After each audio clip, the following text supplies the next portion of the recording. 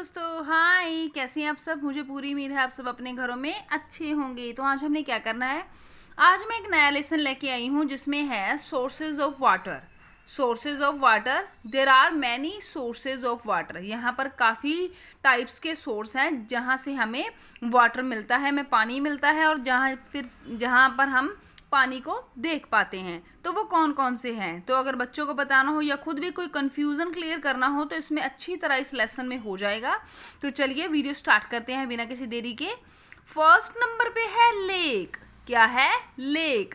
Lake वो होती है जिसे हिंदी में झरना कहते हैं। जैसे कि चंडीगढ़ में लेक्स हैं और नैनीताल है, वो तो लेक्स का ही मतलब कि शहर माना जाता है, झीलों का शहर माना जाता है। झील वो होती है जो बहुत बड़ी भी हो सकती है और थोड़ी छोटी भी हो सकती है, जिसके इर्द गिर्द सराउंडिंग जो है लैंड्स होती हैं, जगह होती है, ठीक है। और जो लेक्स होती हैं वो काफ़ी डीप भी होती हैं और नहीं भी होती हैं, ये दोनों टाइप्स की होती हैं, तो उन्हें लेक्स कहते हैं, ठीक है। तो ये होगी लेक। Next, pond. तो अब हमने देखना है कि लेक और पॉन्ड में फ़र्क क्या है, क्योंकि देखने में तो एक जैसी लगती हैं, बट जो लेक होती है ना वो बहुत बड़ी होती हैं और वो डीप भी होती हैं। उनमें अगर सनलाइट जाए तो उसका जो सरफेस है ना वो हम नहीं देख पाएंगे। लेकिन जो पॉन्ड होते हैं ना वो बहुत ही छोटे होते हैं, कई जगह पर थोड़े से पानी से ही बन जाते हैं, उसे पॉन्ड कहते हैं। और जब ऊपर से सनलाइट पड़ती है ना तो पॉन्ड के सरफेस को भी टच करती है, साफ पता लगता है कि ये कहाँ तक जो डीप है, इसकी कितनी गहराई है, ठीक है। तो उसे पॉन्ड कहते हैं, मतलब पॉन्ड लेक से छोटे होते हैं, ठीक है। और ये वाटर सोर्सेज होते हैं जहाँ पर हमें वाटर मिलता है, पानी मिलता है, या कह सकते हैं कि जानवर जो होते हैं यहाँ से पानी पीते हैं। नेक्स्ट है ओशियन। अब ओशियन क्या है? ओशियन होते हैं महासागर। हिंदी में ओशियन को महासागर कहते हैं, जो कि बहुत ही बड़े होते हैं, समंदर से भी बड़े होते हैं। और ये महासागर ज़्यादातर वो होते हैं जब हम एक कंट्री से दूसरी कंट्री की दूरी को तय करते हैं। जैसे कि हम हवाई जहाज़ से जाते हैं, एरोप्लेन से जाते हैं, तो रास्ते में कई महासागर पड़ते हैं और जो कि बहुत ही बड़े होते हैं और जल्दी उनके आसपास कोई भी ज़मीन का टुकड़ा नहीं मिलता है, ठीक है। तो नेक्स्ट है रिवर। रिवर क्या होता है? रिवर को हिंदी में कहते हैं नदी। क्या कहते हैं? नदी। जो नदी होती है ना वो मतलब कि बहती हैं एक शहर से दूसरे शहर तक, या कह सकते हैं इससे भी लंबी। कई बार तो क्या होता है एक स्टेट से दूसरे स्टेट तक जो नदियाँ जाती हैं, टच होती हैं आपस में। तो मतलब क्या होता है कि कई सारी नदियाँ हैं जो हर स्टेट में होती ही हैं, जो कि रास्ते में जो खेत पड़ते हैं, जो कि क्रॉप्स होती हैं, ऐसे जंगली एरिया होता है थोड़ा थोड़ा, कह सकते हैं, वहाँ वहाँ उनसे पानी की मदद मिलती है और वो एरिया जो होता है पानी वाला रहता है। या उनसे मेन तो क्या होता है कि पानी लेते हैं ताकि जो खेतों को वगैरह को है पानी मिल सके अच्छे से। तो रिवर हमारे काफ़ी काम के होते हैं, ठीक है। Next, what is this? This is melting snow.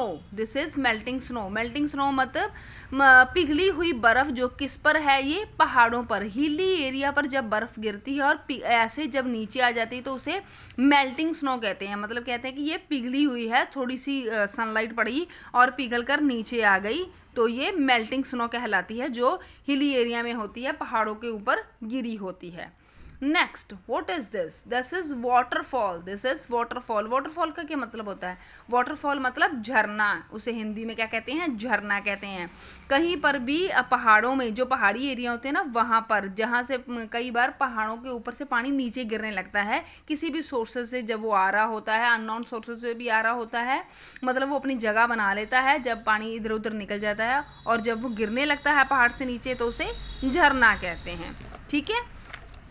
तो नेक्स्ट क्या है? नेक्स्ट है सी। सी, स ए सी, ठीक है। ये हो गया फोनिक साउंड, जैसे कि हमने बोलने हैं, ओके। तो सी क्या होता है? और पहले मैंने ओशियन कराया था ना आपको। ओशियन होते हैं महासागर, और सी को हिंदी में क्या कहते हैं? समंदर कहते हैं। क्या कहते हैं? समंदर।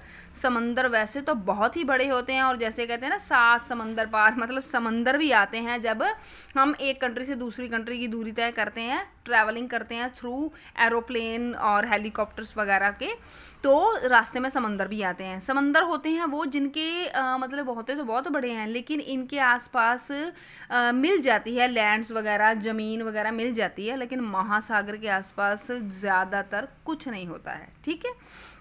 तो इनके आसपास ज़मीन मिल जाती है और ये ओशियन से छोटे होते हैं।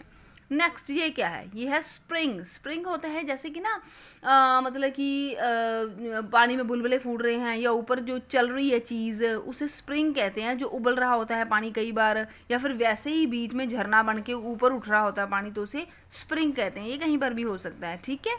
तो ये थे सोर्सेज ऑफ वाटर, ठीक है। यानी कि अगर बच्चों को पढ़ाना हो और डिफरेंस बताना हो मेन सारे ही सोर्सेज ऑफ वाटर में, तो ऐसे हम बता सकते हैं और खुद भी क्लियरेंस ले सकते हैं कि किसे क्या कहते हैं।